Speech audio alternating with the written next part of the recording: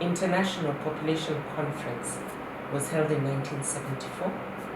Then the next one, 10 years later, 1984 in Mexico. And in 1994, there was the third one, which was held in Cairo. Now, at this Cairo conference, it was recognized that focusing only on the numbers of people was not going to make a significant dent in development. They needed to broaden the population agenda.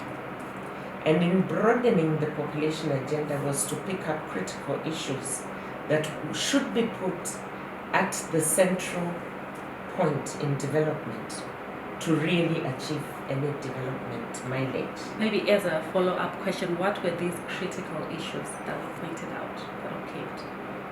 The critical issues that were picked up, one was that reproductive health remains central. But addressing reproductive health without addressing sexuality and reproductive rights was not moving the agenda.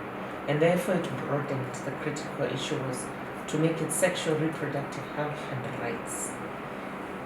To bearing in mind that it's not just about reproducing, but about people having life, that a sexual life that is free of disease, free of stress, and the fact that people are empowered to make a choice when and with who and how.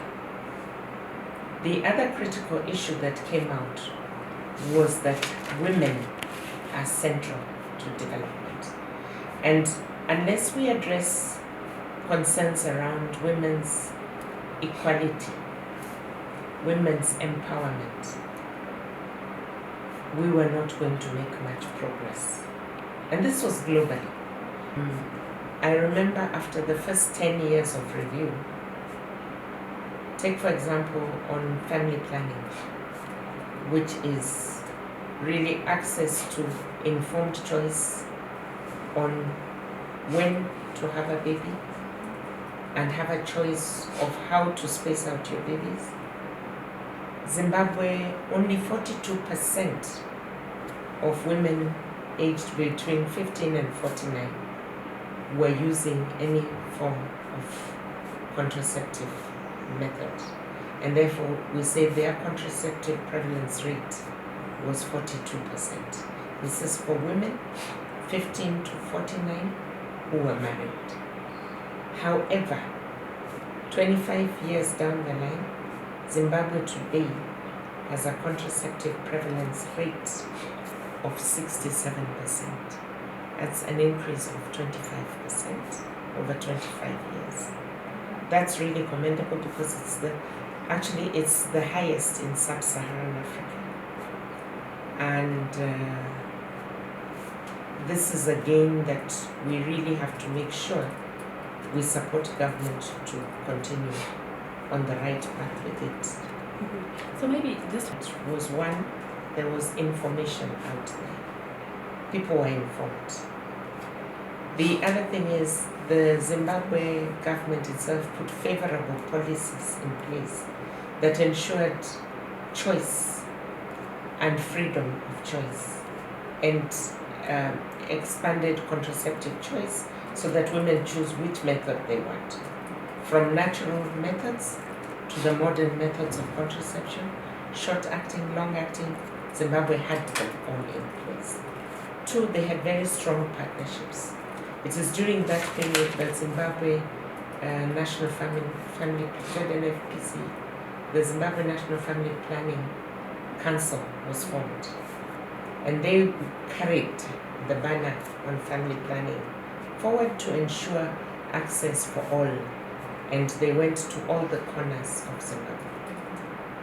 So unlike in other countries where you find the urban uptake was really high and rural very low, Zimbabwe, it was very high, of course, in the urban centers, but was also relatively high in rural areas.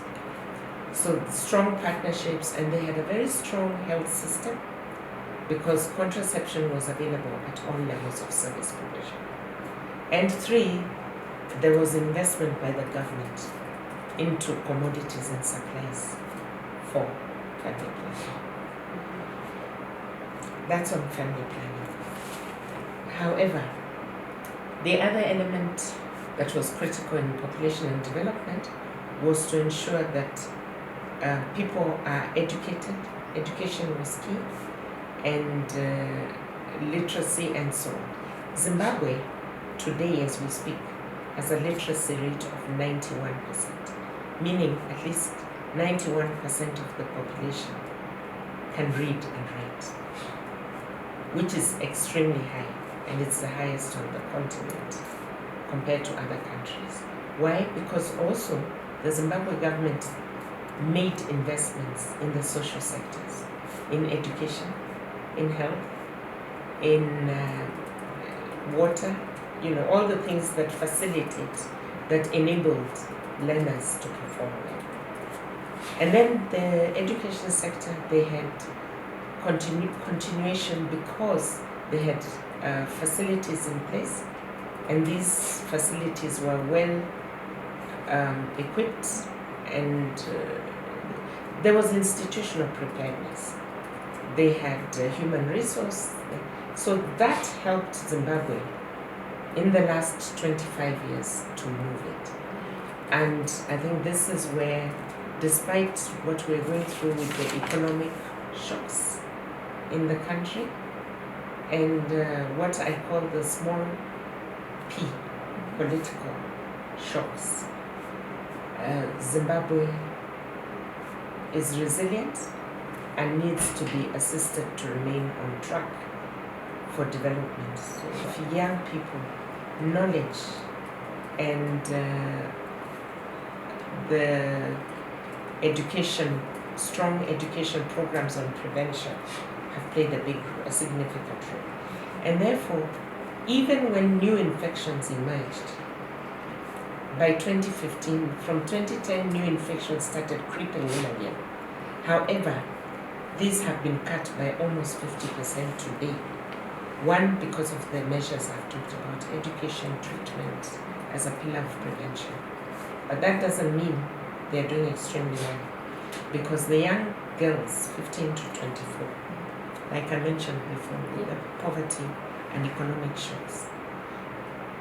Transactional sex has taken a major position in young girls' lives in Zimbabwe, and more effort needs to be driven towards this group. If we don't specifically target this group, we're going to get another generation of an epidemic that may be difficult to erase because of the large proportion of young people in the population. However, boys are not as, the proportion of boys infected is much lower than the proportion of girls infected within this age group of 15 to 24. It's twice the girls are infected. For every one boy, you have 2 of the girls infected. More women elected into power and not a token. 2, probably there needs a look at the constitution and look at how can it be better addressing women's engagement and participation, both in politics but also in the economic development arena as a whole. To ensure demand for these centers, the one-stop centers also carry out outreach services in communities to sensitize and inform the community that there are such services. So apart from the medical, there is the victim-friendly unit. There is also the legal unit, which can help link with the judiciary, where the perpetrator is known or could be picked up, then they are arrested and it's dealt with legally.